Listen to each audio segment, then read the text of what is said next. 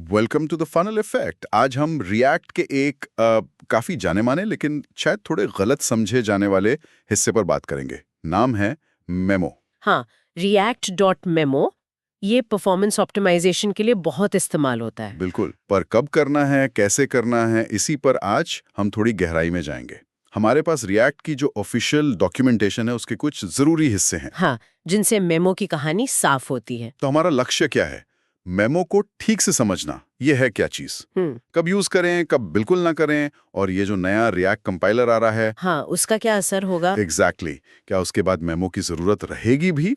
चलिए इसी को समझते हैं। चलिए, तो मेमो बेसिकली ये एक हायर ऑर्डर कंपोनेंट है, HOC जिसे कहते हैं। HOC, हाँ सुना है, थोड़ा टेक्निकल साउंड करता है। हाँ, करता है, पर मतलब सीधा है।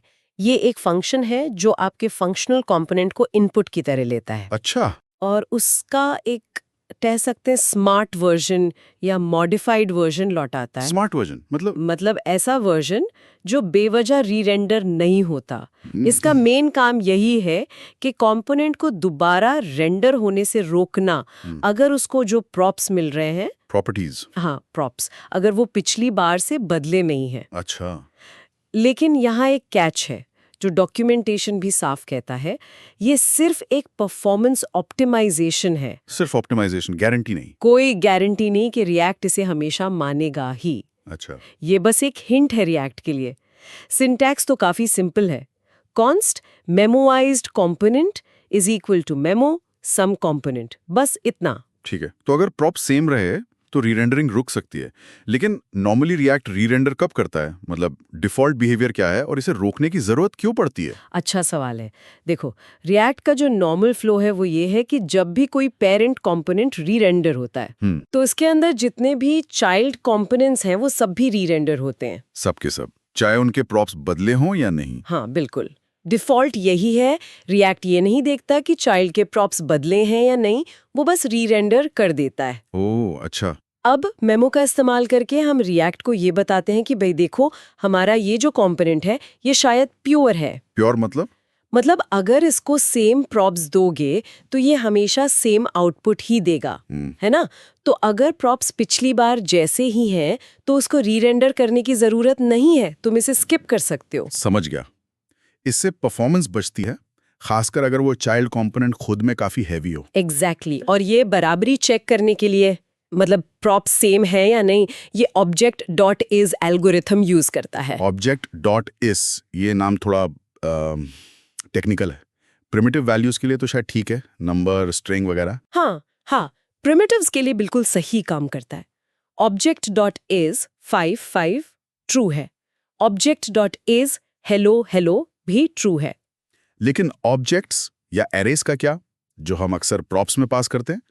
मैंने सुना है यहाँ कुछ गड़बड़ हो सकती है। बिल्कुल सही पकड़ा।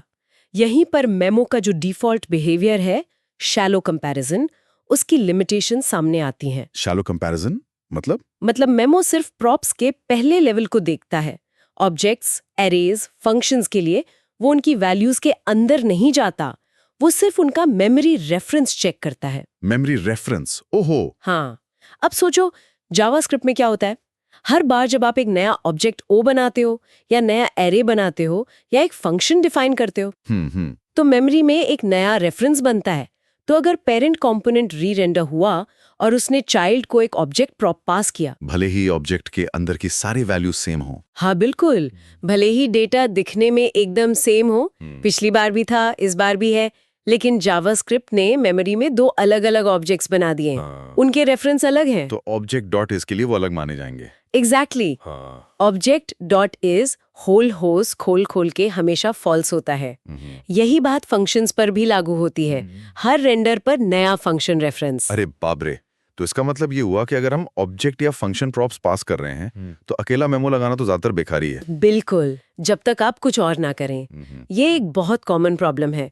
लोग मेमो लगा देते हैं, सोचते हैं ऑप्टिमाइजेशन हो गया, पर कंपोनेंट फिर भी री-रेंडर होता रहता है। तो फिर सॉल्यूशन क्या है इसका? सॉल्यूशन है कि पेरेंट कंपोनेंट में उन प्रॉप्स को स्टेबलाइज करना, मतलब उनका रेफरेंस बार बार बदलने से रोकना। स्टेबलाइज कैसे करें? इसके लिए रिएक्ट हमें हुक्स देता है। ऑब्जेक्ट्स और एरेज के लिए है यूज मेमो हुक। अच्छा, यूज मेमो। और फंक्शंस के लिए है use callback hook. Use callback hook. Use call back. Okay. ये हुक्स क्या करते हैं? ये सुनिश्चित करते हैं कि वो ऑब्जेक्ट, एरे या फंक्शन का रेफरेंस तभी बदले जब उनकी कोई डिपेंडेंसी, मतलब जिन वैल्यूज पर वो निर्भर करते हैं, वो बदलें। हर पेरेंट री-रेंडर पर नया रेफरेंस नहीं बनेगा। समझ गया। तो मेमो को असरदार बनाने के लिए अगर ऑब्जेक्ट या फंक्शन प्रॉप्स हैं तो पेरेंट में यूज मेमो या यूज कॉलबैक लगाना पड़ सकता है। हाँ, बिल्कुल। लेकिन एक और तरीका है जो शायद इससे भी बेहतर है कई मामलों में। वो क्या? कंपोनेंट का डिजाइन ही ऐसा बनाओ कि उसे पूरे ऑब्जेक्ट या फंक्शन की जरूरत ही ना पड़े। अच्छा, मतलब सोचो कि क्या चाइल्ड कंपोनेंट को वाकई पूरे यूजर ऑब्जेक्ट की जरूरत है या सिर्फ user.id और user.name से काम चल जाएगा। हाँ, कई बार तो सिर्फ एक दो फील्ड्स ही चाहिए होती हैं। एग्जैक्टली। तो अगर आप सिर्फ वो प्रिमिटिव वैल्यूज आईडी, नेम जो कि नंबर या स्ट्रिंग है पास करोगे तो मेमो बिना किसी यूज मेमो या यूज कॉलबैक के झंझट के एकदम बढ़िया काम करेगा। वाह, ये तो ज्यादा क्लीन तरीका लग रहा है। कोड भी सिंपल रहेगा। हाँ, अक्सर ये ज्यादा पढ़ने लायक और मेंटेन करने में आसान कोड बनाता है, तो मेमोज लगाने से पहले ये जरूर सोचना चाहिए। ये बात तो बिल्कुल सही है। मेमो पर कूदने से पहले प्रॉप्स और कंपोनेंट डिजाइन देखना चाहिए। अच्छा, तो क्या ऐसी सिचुएशंस भी हैं जहां मेमो यूज ही नहीं करना चाहिए, मतलब बिल्कुल अवॉइड करना चाहिए? हाँ, बिल्कुल है। डॉक्यूमेंटेशन का डीप डाइव सेक्शन इसी बारे में बात करता है। पहली चीज और सबसे जरूरी, अगर किसी कंपोनेंट के री-रेंडर होने से यूजर को कोई फर्क ही नहीं पड़ रहा है, कोई लैग नहीं, कोई यूआई में देरी नहीं, तो मेमो क्यों लगाना? हाँ, मतलब प्रॉब्लम ही नहीं है तो सोल्यूशन क्यों? एग्जैक्टली। ये प्रीमैच्योर ऑप्टिमाइजेशन हो जाएगा जो अक्सर कोड को कॉम्प्लिकेटेड ही बनाता है। दूसरी बात, अगर कोई कंपोनेंट ऐसा है जिसको लगभग हर बारी नए प्रॉप्स मिलते हैं, अच्छा, जैसे मान लो कोई कंपोनेंट है जो हमेशा एक टाइम स्टैम्प दिखाता है या कोई रैंडम वैल्यू दिखाता है, उसके प्रॉप्स तो हर रेंडर में बदलेंगे ही। वहां मेमो लगाने से क्या होगा? वो हर बार प्रॉप्स को कंपेयर करेगा, फॉल्स पाएगा और फिर री-रेंडर करेगा। तो आपने बस एक एक्स्ट्रा कंपैरिजन का कॉस्ट जोड़ दिया। सही बात है। फायदा कुछ नहीं, नुकसान ही है। और एक बहुत जरूरी बात, मेमो को कभी भी किसी और बग को छुपाने के लिए इस्तेमाल नहीं करना चाहिए। मतलब? मान लो आपके कंपोनेंट में कोई बग है जिसकी वजह से वो गलत तरीके से री-रेंडर हो रहा है या एरर दे रहा है, तो उस बग को फिक्स करना चाहिए, ना कि मेमो लगाकर उसे दबा देना चाहिए। पहले रूट कॉज ठीक करो। ये तो फंडामेंटल है। बिल्कुल। और डॉक्यूमेंटेशन कुछ अच्छी प्रैक्टिसेस भी बताता है जिनसे मेमो की जरूरत कम पड़ती है। हाँ, ये जानना जरूरी है। क्या है वो? पहला, अगर आप रैपर कंपोनेंट बना रहे हो, जैसे कोई लेआउट या स्टाइल वाला div, हाँ, जो दूसरे कंपोनेंट्स को वैप करते हैं। हाँ, तो उनमें कंटेंट को JSX के रूप में चिल्ड्रन प्रॉप से पास करो। चिल्ड्रन प्रॉप को रिएक्ट काफी स्मार्टली हैंडल करता है। रैपर का अपना स्टेट बदले तो भी चिल्ड्रन बेवजह री-रेंडर नहीं होते। अच्छा, ये लेआउट कंटेंट लेआउट वाला पैटर्न। हाँ, वही। दूसरा, स्टेट को जितना हो सके लोकल रखो। लोकल मतलब जिस कंपोनेंट को स्टेट की जरूरत है या उसके बिल्कुल करीबी पेरेंट को वहीं रखो। बेवजह स्टेट को ऊपर, मतलब ग्लोबल स्टेट या कॉन्टेक्स्ट में मत डालो अगर जरूरत नहीं है। इससे गैर जरूरी री-रेंडर्स कम होते हैं। लिफ्टिंग स्टेट अप, पर तभी जब जरूरत हो। एग्जैक्टली। तीसरा, रेंडरिंग लॉजिक को प्योर रखो। मतलब कंपोनेंट का आउटपुट सिर्फ उसके प्रॉप्स और स्टेट पर डिपेंड करना चाहिए, साइड इफेक्ट्स नहीं होने चाहिए रेंडरिंग में। ठीक है। चौथा, इफेक्ट्स जो स्टेट अपडेट करते हैं उनसे बचो अगर जरूरत ना हो। कई बार क्या होता है, एक इफेक्ट स्टेट अपडेट करता है, उससे री-रेंडर होता है, फिर कोई और इफेक्ट चलता है, एक चेन बन जाती है। हाँ, इन्फिनिट लूप्स भी बन सकते हैं। तो इफेक्ट्स को ध्यान से डिजाइन करना चाहिए। और पांचवा, इफेक्ट्स की डिपेंडेंसी लिस्ट से गैर जरूरी चीजें हटाओ। डिपेंडेंसी लिस्ट यूज इफेक्ट के आखिर में जो एरे होता है। हाँ, वही। कई बार कोई ऑब्जेक्ट या फंक्शन डिपेंडेंसी में चला जाता है जिसकी जरूरत नहीं होती है। उसको इफेक्ट के अंदर डिफाइन कर दो या कंपोनेंट के बाहर, या फिर जरूरत हो तो यूज मेमोस कॉलबैक लगाओ। पर देखो कि क्या वाकई वो डिपेंडेंसी जरूरी है। काफी सारे पॉइंट्स हैं। हाँ, और इन सब का सार एक ही है, अंदाजे से ऑप्टिमाइज मत करो। अंदाजे से नहीं तो फिर कैसे? रिएक्ट डेवलपर टूल्स में प्रोफाइलर नाम का एक टूल आता है। प्रोफाइलर? हाँ, सुना है। उसको यूज करो। वो तुम्हें बताएगा कि कौन सा कंपोनेंट कितनी बार री-रेंडर हो रहा है, कितना टाइम ले रहा है। पहले प्रॉब्लम को ढूंढो, कंफर्म करो कि हाँ इस कंपोनेंट की वजह से परफॉर्मेंस स्लो हो रही है। फिर सोचो कि क्या मेमो लगाना है या यूज मेमो या डिजाइन बदलना है। सही है, पहले मेजर करो फिर ऑप्टिमाइज करो। ये तो बहुत ही काम की बात है। Profiling first. बिल्कुल। इससे कोड भी क्लीन रहता है और असली प्रॉब्लम सॉल्व होती है। ठीक है, लेकिन मान लेते हैं हमने प्रोफाइल किया, पता चला एक कंपोनेंट प्रॉब्लम दे रहा है। उसके प्रॉप्स भी काफी कॉम्प्लेक्स हैं, ऑब्जेक्ट्स हैं, नेस्टेड ऑब्जेक्ट्स हैं, और पेरेंट में यूज मेमोइज कॉल बैक लगाना बहुत ही मुश्किल हो रहा है या कोड बहुत गंदा हो रहा है उससे। रेयर सिचुएशन है पर हो सकती है। हाँ, तो क्या मेमो के पास ऐसी मुश्किल घड़ी के लिए कोई और हथियार है? हाँ है। ऐसे रेयर केस के लिए मेमो एक दूसरा ऑप्शनल आर्ग्यूमेंट लेता है। दूसरा आर्गुमेंट फंक्शन के अलावा? हाँ, पहला आर्ग्यूमेंट तो कंपोनेंट खुद होता है। दूसरा आर्ग्यूमेंट एक कस्टम कंपैरिजन फंक्शन होता है। इसको अक्सर लोग आप्रॉप्स इक्वल नाम देते हैं। प्रॉप्स इक्वल ये क्या करता है? ये फंक्शन लेता है दो चीजें, पुराने प्रॉप्स ओल्ड प्रॉप्स और नए प्रॉप्स न्यू प्रॉप्स। अच्छा। और इसके अंदर आपको खुद लॉजिक लिखना पड़ता है ये बताने के लिए कि क्या ये दोनों प्रॉप्स बराबर माने जाएं या नहीं। अच्छा, तो मतलब प्रॉप्स बराबर हैं, री-रेंडर मत करो। एग्जैक्टली। रिएक्ट री रेंडरिंग स्किप कर देगा।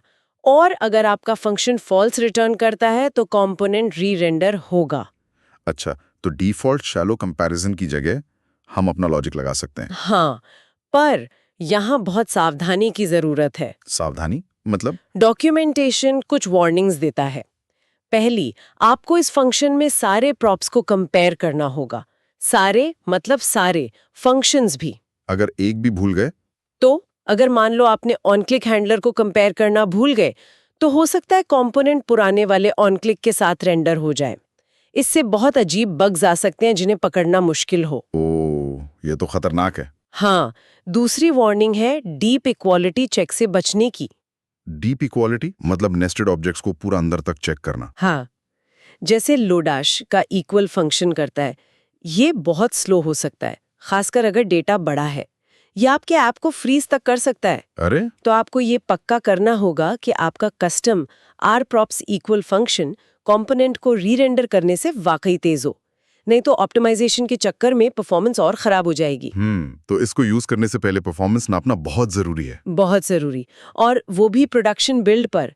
तो ये पावरफुल है, पर तलवार की धार जैसा है। सावधानी से चलाना पड़ता है। ज्यादातर केस में इसकी जरूरत नहीं पड़नी चाहिए। समझ गया। तो मेमो आज भी यूजफुल है, खासकर यूज मेमो कॉल बैक के साथ मिलकर, या बहुत रेयर केस में कस्टम फंक्शन के साथ। लेकिन ये रिएक्ट कंपाइलर वाली बात, ये इंटरेस्टिंग लग रही है। क्या वो ये सारी मैनुअल मेहनत खत्म कर देगा? हाँ, यहीं पर फ्यूचर थोड़ा अलग दिखता है।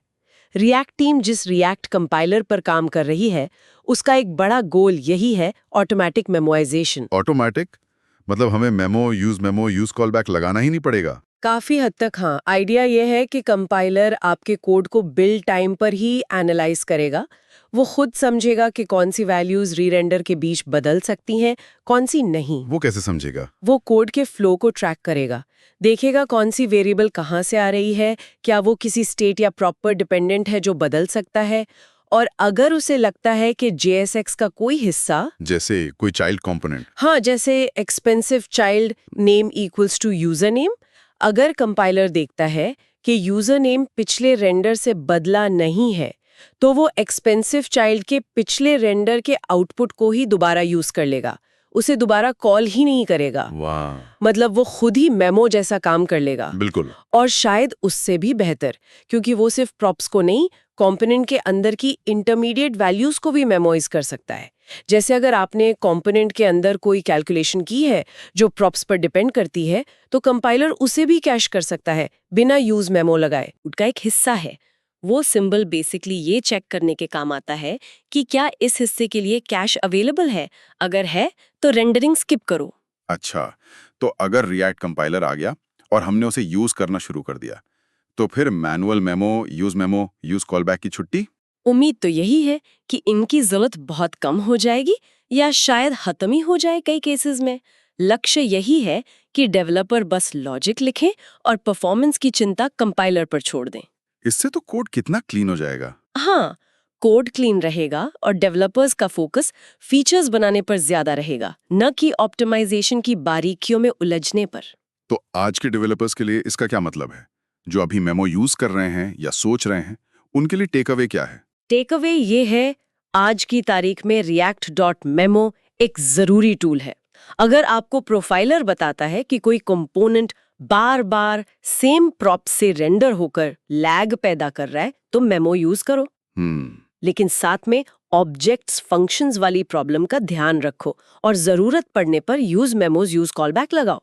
ठीक है। पर उससे भी पहले अच्छी प्रैक्टिसेस फॉलो करो। स्टेट लोकल रखो, चिल्ड्रन प्रॉप यूज करो, प्योर रेंडरिंग रखो। ये चीजें मेमो की जरूरत कम कर सकती हैं। और प्रोफाइल करना मत भूलो। बिल्कुल, प्रोफाइलिंग सबसे पहले। और भविष्य के लिए तैयार रहो, रिएक्ट कंपाइलर आ रहा है जो इस गेम को बदल सकता है। तो मेमो को समझो, यूज करो जब जरूरत हो, पर ये भी जानो कि शायद कल इसकी जरूरत न रहे। बहुत बढ़िया। तो संक्षेप में हमने समझा कि react.memo परफॉर्मेंस के लिए है, शैलो कंपैरिजन की अपनी सीमाएं हैं, खासकर नॉन प्रिमिटिव प्रॉप्स के साथ। हाँ, जिनका हल यूज मेमो और यूज कॉलबैक है। और ये भी कि मेमो रामबाण नहीं है, हमेशा जरूरत नहीं होती। अच्छी डिजाइन प्रैक्टिसेस और प्रोफाइलिंग ज्यादा जरूरी हैं। बिल्कुल, कस्टम कंपैरिजन फंक्शन एक ऑप्शन है, पर खतरनाक हो सकता है। और भविष्य में रिएक्ट कंपाइलर ये सब ऑटोमेट कर सकता है। हाँ, पूरी उम्मीद है। और यहीं से एक सोचने वाली बात निकलती है। अच्छा, क्या? अगर कंपाइलर ऑप्टिमाइजेशन को ऑटोमेट करने वाला है, तो हम डेवलपर्स का फोकस कहाँ शिफ्ट होना चाहिए? क्या हमें अब मेमो, यूज मेमो की बारीकियों में मास्टर बनने पर जोर देना चाहिए, या फिर हमें अपना ध्यान शुरू से ही ज्यादा परफॉर्मेंट कंपोनेंट स्ट्रक्चर, बेहतर स्टेट मैनेजमेंट लॉजिक लिखने पर लगाना चाहिए? इंटरेस्टिंग पॉइंट है। मतलब ऑप्टिमाइजेशन टूल्स पर निर्भर रहने के बजाय फंडामेंटली अच्छा कोड लिखें। हाँ, शायद। क्या कंपाइलर हमें इस बात की ज्यादा आजादी देगा कि हम बस क्लीन, लॉजिकल कोड लिखें और परफॉर्मेंस की चिंता मशीन पर छोड़ दें? ये देखना वाकई दिलचस्प होगा कि इकोसिस्टम कैसे इवॉल्व होता है। बिल्कुल, ये एक जरूर सोचने वाली बात है। Thank you for watching The Funnel Effect.